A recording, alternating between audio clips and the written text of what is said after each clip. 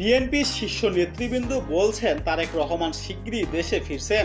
তারেক রহমানের দেশে ফিরতে কোনো দেরি হচ্ছে না সেই সম্পর্কে স্পষ্ট করে কেউই কিছু বলছেন না।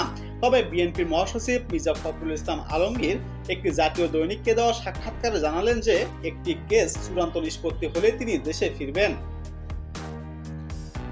মির্জা ফখরুল বলেন তারেক রহমানের উপস্থিতি খুব বেশি জরুরি। তিনি কবে ফিরবেন সময় নির্ধারণ এখনো হয়নি।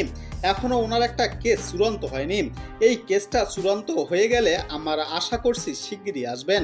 কেসটি সম্পর্কে মির্জা ফখরুল বলেন এটা সম্ভবত 21 আগস্টের গ্রেনেড হামলা মামলা।